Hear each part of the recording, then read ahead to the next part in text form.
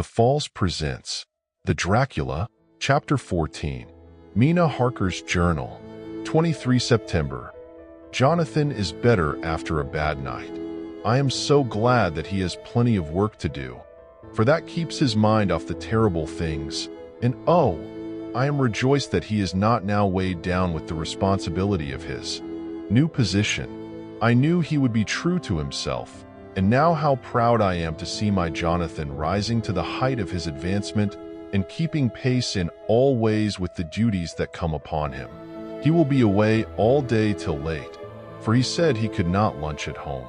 My household work is done, so I shall take his foreign journal and lock myself up in my room and read it. 24 September. I hadn't the heart to write last night. That terrible record of Jonathan's upset me so. Poor dear, how he must have suffered, whether it be true or only imagination. I wonder if there is any truth in it at all. Did he get his brain fever and then write all those terrible things, or had he some cause for it all? I suppose I shall never know, for I dare not open the subject to him. And yet that man we saw yesterday, he seemed quite certain of him, poor fellow. I suppose it was the funeral upset him and sent his mind back on some train of thought. He believes it all himself. I remember how on our wedding day he said, "Unless some solemn duty come upon me to go back to the bitter hours, asleep or awake, mad or sane." There seems to be through it all some thread of continuity. That fearful Count was coming to London. If it should be, and he came to London, with its teeming millions, there may be a solemn duty, and if it come we must not shrink from it. I shall be prepared. I shall get my typewriter this very hour and begin transcribing. Then we shall be ready for other eyes if required. And if it be wanted, then perhaps, if I am ready, poor Jonathan may not be upset, for I can speak for him and never let him be troubled or worried with it at all. If ever Jonathan quite gets over the nervousness, he may want to tell me of it all, and I can ask him questions and find out things, and see how I may comfort him. Letter, Van Helsing to Mrs. Harker. September 24th. Confidence. Dear Madam, I pray you to pardon my writing, in that I am so far friend, as that I sent to you sad news of Miss Lucy Westenra's death. By the kindness of Lord Godalming, I am empowered to read her letters and papers, for I am deeply concerned about certain matters vitally important. In them I find some letters from you, which show how great friends you were and how you love her. Oh, Madam Mina, by that love, I implore you, help me. It is for others' good that I ask, to redress great wrong, and to lift much and terrible troubles, that may be more great than you can know. May it be that I see you? You can trust me. I am friend of Dr. John Seward and of Lord Godalming, that was Arthur of Miss Lucy. I must keep it private for the present from all. I should come to Exeter to see you at once if you tell me I am privileged to come, and where and when. I implore your pardon, madam. I have read your letters to poor Lucy, and know how good you are and how your husband suffer. So I pray you, if it may be, enlighten him not, lest it may harm. Again your pardon, and forgive me. Von Helsing. Telegram Mrs. Harker to Van Helsing. 25 September. Come today by 10:15 train if you can catch it. Can see you anytime you call. Wilhelmina Harker. Mina Harker's Journal. 25 September. I cannot help feeling terribly excited as the time draws near for the visit of Dr. Van Helsing, for somehow I expect that it will throw some light upon Jonathan's sad experience, and as he attended poor dear Lucy in her last illness, he can tell me all about her. That is the reason of his coming. It is concerning Lucy and her sleepwalking, and not about Jonathan. Then I shall never know the real truth now. How silly I am. That awful journal gets hold of my imagination and tinges everything with something of its own color. Of course it is about Lucy. That habit came back to the poor dear, and that awful night on the cliff must have made her ill. I had almost forgotten in my own affairs how ill she was afterwards. She must have told him of her sleep. walking adventure on the cliff, and that I knew all about it. And now he wants me to tell him what I know, so that he may understand. I hope I did right in not saying anything of it to Mrs. Westenra. I should never forgive myself if any act of mine, were it even a negative one, brought harm on poor dear Lucy. I hope, too, Dr. Van Helsing will not blame me. I have had so much trouble and anxiety of late that I feel I cannot bear more just at present. I suppose a cry does us all good at times, clears the air as other rain does. Perhaps it was reading the journal yesterday that upset me, and then Jonathan went away this morning to stay away from me a whole day and night. The first time we have been parted since our marriage. I do hope the dear fellow will take care of himself, and that nothing will occur to upset him. It is 2 o'clock, and the doctor will be here soon now. I shall say nothing of Jonathan's journal unless he asks me. I am so glad I have typewritten out my own journal, so that, in case he asks about Lucy, I can hand it to him. It will save much questioning. Later, he has come and gone. Oh, what a strange meeting, and how it all makes my head whirl round. I feel like one in a dream. Can it be all possible, or even a part of it? If I had not read Jonathan's journal first, I should never have accepted even a possibility. Poor, dear Jonathan, how he must have suffered. Please the good God, all this may not upset him again. I shall try to save him from it. But it may be even a consolation and a help to him, terrible though it be and awful in its consequences, to know for certain that his eyes and ears and brain did not deceive him, and that it is all true. It may be that it is the doubt which haunts him, that when the doubt is removed, no matter which, waking or dreaming, may prove the truth, he will be more satisfied and better able to bear the shock. Dr. Van Helsing must be a good man as well as a clever one if he is Arthur's friend and Dr. Seward's, and if they brought him all the way from Holland to look after Lucy. I feel from having seen him that he is good and kind and of a noble nature. When he comes tomorrow, I shall ask him about Jonathan. And then, please God, all this sorrow and anxiety may lead to a good end. I used to think I would like to practice interviewing. Jonathan's friend on the Exeter News told him that memory is everything in such work, that you must be able to put down exactly almost every word spoken, even if you had to refine some of it afterwards. Here was a rare interview. I shall try to record it verbatim. It was 2:30 o'clock when the knock came. I took my courage a deux mains and waited. In a few minutes Mary opened the door and announced Dr. Van Helsing. I rose and bowed, and he came towards me, a man of medium weight, strongly built, with his shoulders set back over a broad, deep chest and a neck well balanced on the trunk as the head is on the neck. The poise of the head strikes me at once as indicative of thought and power. The head is noble, well-sized, broad, and large behind the ears. The face, clean-shaven, shows a hard, square chin, a large, resolute, mobile mouth, a good-sized nose, rather straight, but with quick, sensitive nostrils that seem to broaden as the big, bushy brows come down and the mouth tightens. The forehead is broad and fine, rising at first almost straight and then sloping back above two bumps or ridges wide apart. Such a forehead that the reddish hair cannot possibly tumble over it, but falls naturally back and to the sides. Big, dark blue eyes are set widely apart and are quick and tender or stern with the man's moods. He said to me, "Mrs. Harker, is it not?" I bowed assent. That was Miss Mina Murray? Again I assented. It is Mina Murray that I came to see, that was friend of that poor dear child Lucy Westenra. Madam Mina, it is on account of the dead that I come. Sir, I said, you could have no better claim on me than that you were a friend and helper of Lucy Westenra. And I held out my hand.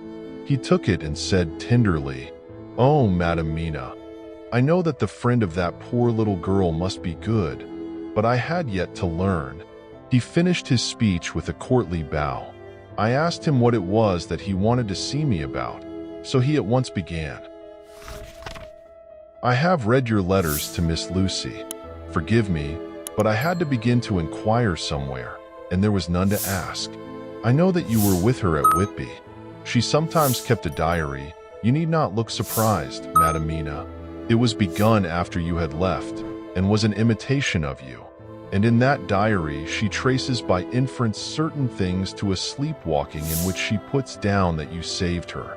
In great perplexity then I come to you, and ask you out of your so much kindness to tell me all of it that you can remember. I can tell you, I think, Dr. Van Helsing, all about it. Ah, then you have good memory for facts, for details? It is not always so with young ladies. No, doctor, but I wrote it all down at the time. I can show it to you if you like. Oh, Madam Mina, I will be grateful. You will do me much favor. I could not resist the temptation of mystifying him a bit. I suppose it is some taste of the original apple that remains still in our mouths. So I handed him the shorthand diary. He took it with a grateful bow and said, "May I read it?" "If you wish," I answered as demurely as I could. He opened it, and for an instant his face fell. Then he stood up and bowed. "Oh, you so clever woman," he said. I knew long that Mr. Jonathan was a man of much thankfulness, but see, his wife have all the good things. And will you not so much honor me, and so help me as to read it for me? Alas, I know not the shorthand. By this time my little joke was over, and I was almost ashamed. So I took the typewritten copy from my work basket and handed it to him. "Forgive me," I said. "I could not help it, but I had been thinking that it was of dear Lucy that you wished to ask, and so that you might not have time to wait, not on my account, but because I know your time must be precious, I have written it out on the typewriter for you." He took it and his eyes glistened. "You are so good," he said. "And may I read it now? I may want to ask you some things when I have read." "By all means," I said, "read it over whilst I order lunch, and then you can ask me questions whilst we eat." He bowed and settled himself in a chair with his back to the light, and became so absorbed in the papers, whilst I went to see after lunch chiefly in order that he might not be disturbed. When I came back, I found him walking hurriedly up and down the room, his face all ablaze with excitement. He rushed up to me and took me by both hands.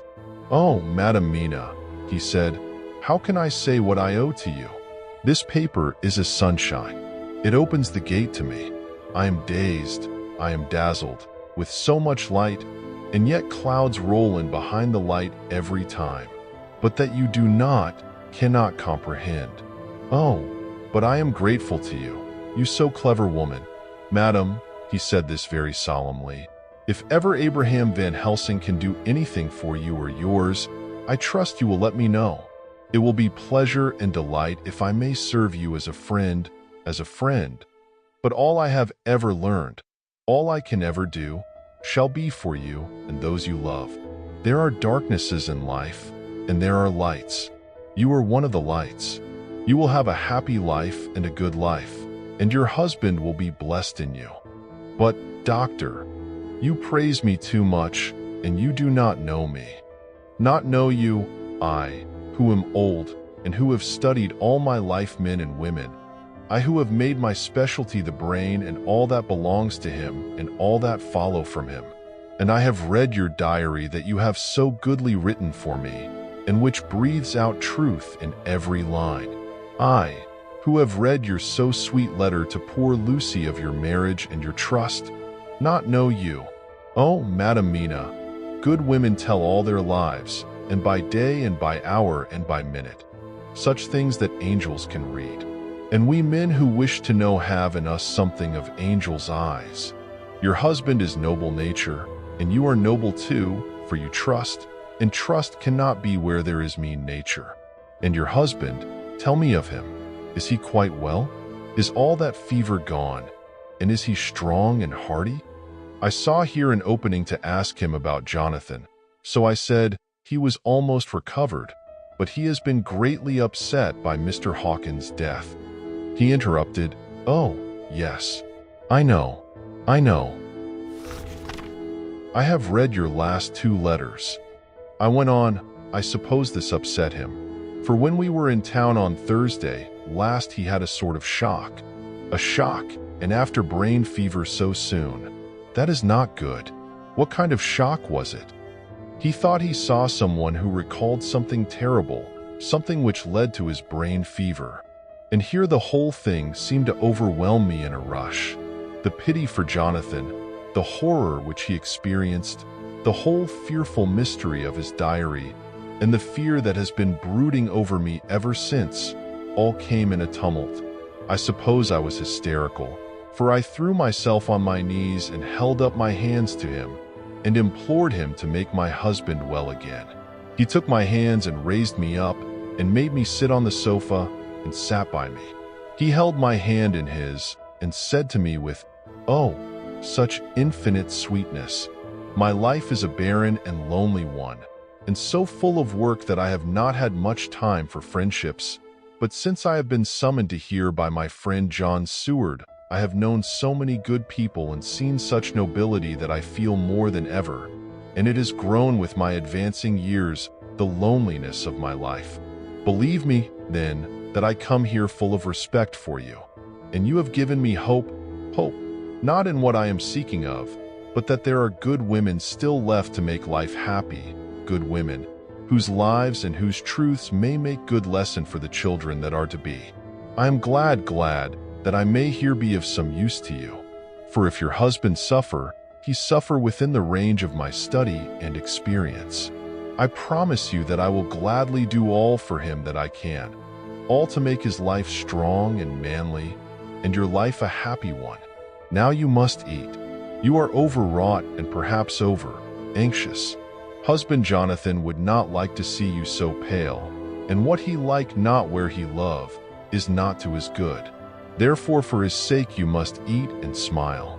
You have told me about Lucy, and so now we shall not speak of it, lest it distress. I shall stay in Exeter tonight, for I want to think much over what you have told me, and when I have thought I will ask you questions, if I may.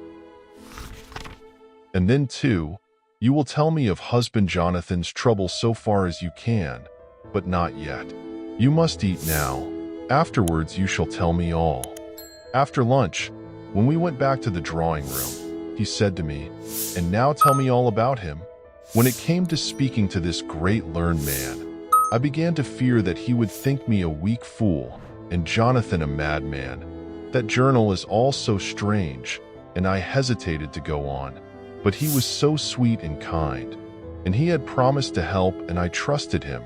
So I said, Dr. Van Helsing, what I have to tell you is so queer that you must not laugh at me or at my husband. I have been since yesterday in a sort of fever of doubt. You must be kind to me, and not think me foolish that I have even half believed some very strange things. He reassured me by his manner as well as his words when he said, oh, my dear, if you only know how strange is the matter regarding which I am here, it is you who would laugh. I have learned not to think little of anyone's belief, no matter how strange it may be. I have tried to keep an open mind, and it is not the ordinary things of life that could close it, but the strange things, the extraordinary things, the things that make one doubt if they be mad or sane. Thank you 1,000 times. You have taken a weight off my mind. If you will let me, I shall give you a paper to read. It is long, but I have typewritten it out. It will tell you my trouble and Jonathan's. It is the copy of his journal when abroad, and all that happened. I dare not say anything of it. You will read for yourself and judge. And then when I see you, perhaps, you will be very kind and tell me what you think. I promise, he said as I gave him the papers. I shall in the morning, as soon as I can, come to see you and your husband, if I may. Jonathan will be here at 11:30, and you must come to lunch with us and see him then. You could catch the quick 3:34 train, which will leave you at Paddington before 8.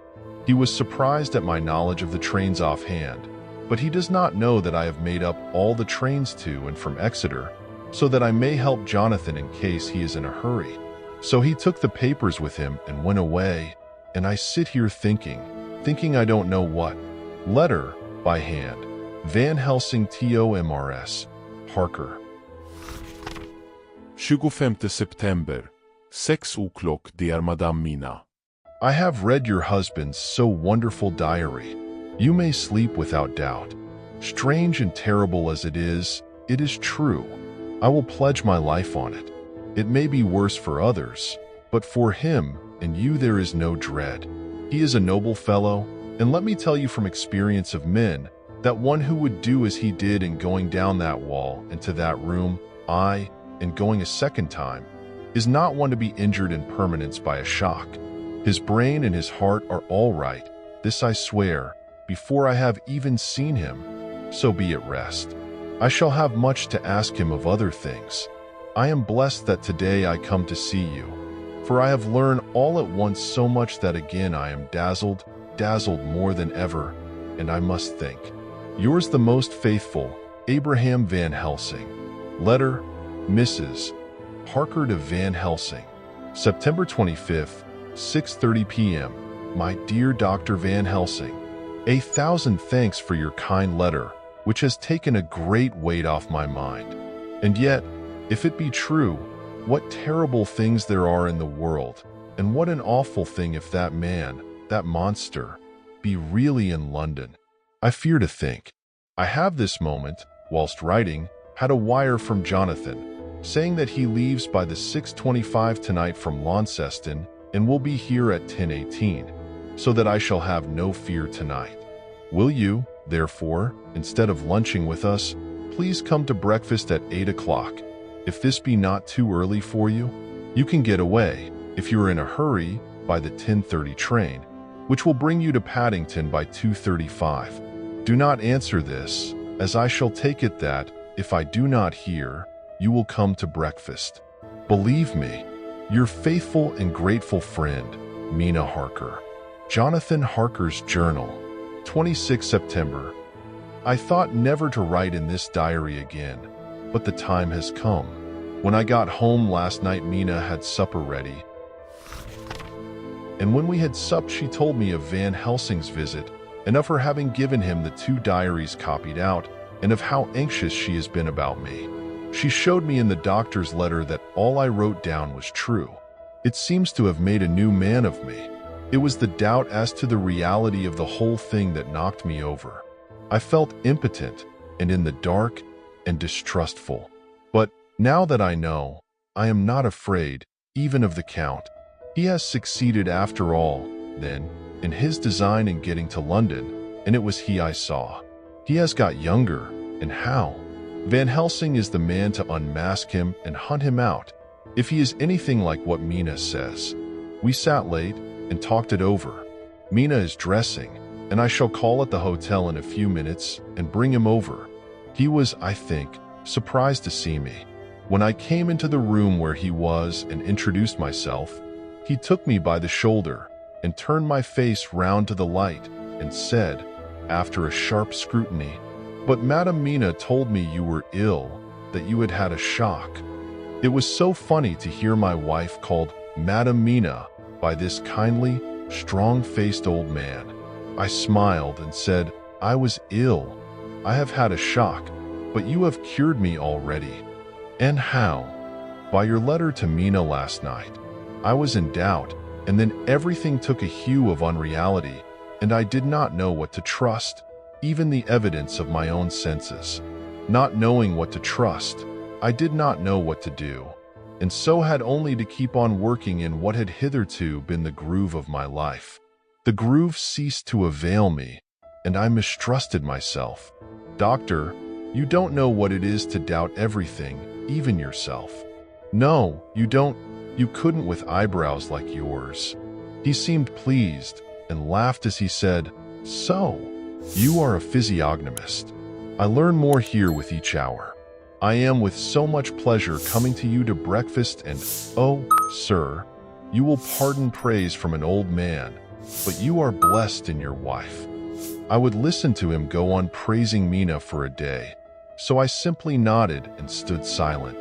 She is one of God's women, fashioned by his own hand to show us men and other women that there is a heaven where we can enter, and that its light can be here on earth. So true, so sweet, so noble, so little an egoist, and that, let me tell you, is much in this age, so skeptical and selfish. And you, sir, I have read all the letters to poor Miss Lucy, and some of them speak of you. So I know you since some days from the knowing of others, but I have seen your true self since last night. You will give me your hand, will you not? And let us be friends for all our lives. We shook hands, and he was so earnest and so kind that it made me quite choky. And now, he said, may I ask you for some more help? I have a great task to do, and at the beginning it is to know. You can help me here. Can you tell me what went before you're going to Transylvania? Later on I may ask more help, and of a different kind, but at first this will do. Look here, sir, I said, does what you have to do concern the Count? It does, he said solemnly. Then I am with you heart and soul. As you go by the 10:30 train, you will not have time to read them, but I shall get the bundle of papers. You can take them with you and read them in the train. After breakfast I saw him to the station. When we were parting he said, perhaps you will come to town if I send for you, and take Madam Mina too. We shall both come when you will, I said. I had got him the morning papers and the London papers of the previous night, and while we were talking at the carriage window, waiting for the train to start, he was turning them over. His eyes suddenly seemed to catch something in one of them, the Westminster Gazette. I knew it by the color, and he grew quite white. He read something intently, groaning to himself, Mein Gott! Mein Gott! So soon, so soon. I do not think he remembered me at the moment. Just then the whistle blew, and the train moved off. This recalled him to himself, and he leaned out of the window and waved his hand, calling out, Love to Madam Mina. I shall write so soon as ever I can.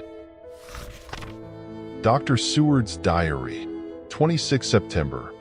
Truly there is no such thing as finality. Not a week since I said finus, and yet here I am starting fresh again, or rather going on with the record.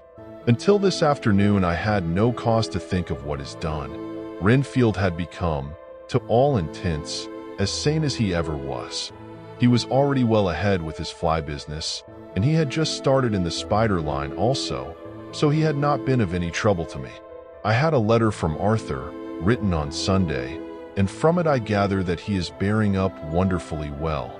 Quincy Morris is with him, and that is much of a help, for he himself is a bubbling well of good spirits. Quincy wrote me a line too, and from him I hear that Arthur is beginning to recover something of his old buoyancy, so as to them all my mind is at rest. As for myself, I was settling down to my work with the enthusiasm which I used to have for it, so that I might fairly have said that the wound which poor Lucy left on me was becoming cicatrized. Everything is, however, now reopened, and what is to be the end God only knows.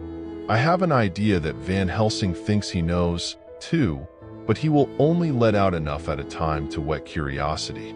He went to Exeter yesterday and stayed there all night. Today he came back and almost bounded into the room at about 5:30 o'clock and thrust last night's Westminster Gazette into my hand. What do you think of that? He asked as he stood back and folded his arms. I looked over the paper, for I really did not know what he meant, but he took it from me and pointed out a paragraph about children being decoyed away at Hampstead. It did not convey much to me, until I reached a passage where it described small puncture wounds on their throats. An idea struck me, and I looked up. Well, he said, it is like poor Lucy's. And what do you make of it? Simply that there is some cause in common. Whatever it was that injured her has injured them. I did not quite understand his answer. That is true indirectly, but not directly. How do you mean, Professor? I asked. I was a little inclined to take his seriousness lightly, for, after all, for days of rest and freedom from burning, harrowing. Anxiety does help to restore one's spirits, but when I saw his face, it sobered me. Never, even in the midst of our despair about poor Lucy, had he looked more stern. "Tell me," I said. "I can hazard no opinion. I do not know what to think, and I have no data on which to found a conjecture.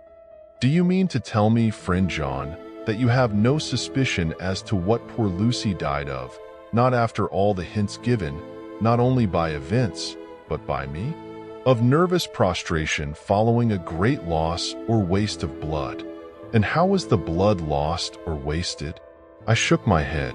He stepped over and sat down beside me and went on, "You are a clever man, friend John.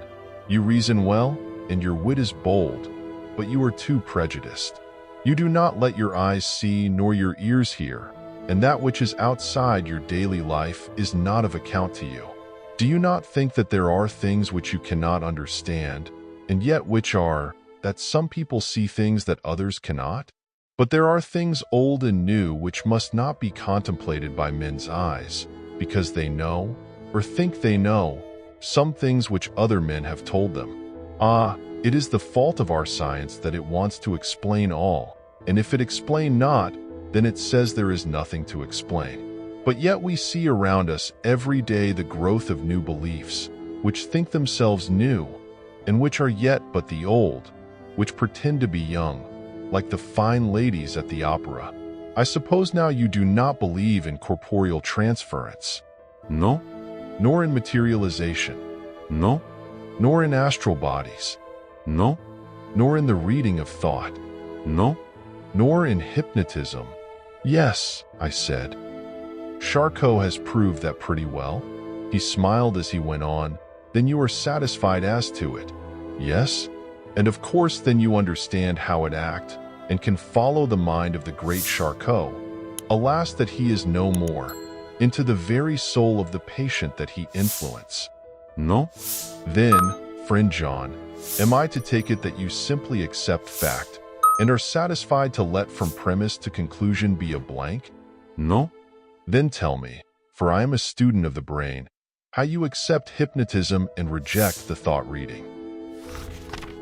Let me tell you, my friend, that there are things done today in electrical science which would have been deemed unholy by the very man who discovered electricity, who would themselves not so long before been burned as wizards. There are always mysteries in life. Why was it that Methuselah lived 900 years and old Parr 169, and yet that poor Lucy, with 4 men's blood in her poor veins, could not live even one day? For, had she lived one more day, we could save her. Do you know all the mystery of life and death? Do you know the altogether of comparative anatomy, and can say wherefore the qualities of brutes are in some men, and not in others? Can you tell me why, when other spiders die small and soon, that one great spider lived for centuries in the tower of the old Spanish church and grew, till, on descending, he could drink the oil of all the church lamps? Can you tell me why in the Pampas, aye, and elsewhere, there are bats that come out at night and open the veins of cattle and horses and suck dry their veins? How in some islands of the western seas there are bats which hang on the trees all day, and those who have seen describe as like giant nuts or pods, and that when the sailors sleep on the deck, because that it is hot, flit down on them and then in the morning are found dead men, white as even Miss Lucy was? Good God, Professor, I said, starting up. Do you mean to tell me that Lucy was bitten by such a bat, and that such a thing is here in London in the 19th century? He waved his hand for silence and went on. Can you tell me why the tortoise lives more long than generations of men? Why the elephant goes on till he have seized dynasties, and why the parrot never die only of bite of cat of dog or other complaint? Can you tell me why men believe in all ages and places that there are men and women who cannot die? We all know, because science has vouched for the fact, that there have been toads shut up in rocks for thousands of years, shut in one so small hole that only hold him since the youth of the world. Can you tell me how the Indian fakir can make himself to die and have been buried, and his grave sealed and corn sowed on it, and the corn reaped and be cut and sown and reaped and cut again, and then men come and take away the unbroken seal, and that there lie the Indian fakir, not dead, but that rise up and walk amongst them as before? Here I interrupted him. I was getting bewildered. He so crowded on my mind his list of nature's eccentricities and possible impossibilities that my imagination was getting fired. I had a dim idea that he was teaching me some lesson, as long ago he used to do in his study at Amsterdam, but he used them to tell me the thing, so that I could have the object of thought in mind all the time. But now I was without his help, yet I wanted to follow him, so I said, "Professor, let me be your pet student again. Tell me the thesis, so that I may apply your knowledge as you go on. At present I am going in my mind from point to point as a madman, and not a sane one, follows an idea. I feel like a novice lumbering through a bog in a midst, jumping from one tussock to another in the mere blind effort to move on without knowing where I am going." "That is a good image," he said. "Well, I shall tell you. My thesis is this: I want you to believe." To believe what? To believe in things that you cannot. Let me illustrate. I heard once of an American who so defined faith, that faculty which enables us to believe things which we know to be untrue. For one, I follow that man. He meant that we shall have an open mind, and not let a little bit of truth check the rush of the big truth, like a small rock does a railway truck. We get the small truth first. Good. We keep him and we value him. But all the same, we must not let him think himself all the truth in the universe. Then you want me not to let some previous conviction inure the receptivity of my mind with regard to some strange matter. Do I read your lesson aright? Ah, you are my favorite pupil still. It is worth to teach you. Now that you are willing to understand, you have taken the first step to understand. You think then that those so small holes in the children's throats were made by the same that made the holes in Miss Lucy? I suppose so. He stood up and said solemnly, "Then you are wrong. Oh, would it were so. But alas, No. it is worse, far, far worse. In God's name, Professor Van Helsing, what do you mean?" I cried. He threw himself with a despairing gesture into a chair and placed his elbows on the table, covering his face with his hands as he spoke. "They were made by Miss Lucy." Please, like, comment, share, subscribe to our channel for more. Thank you.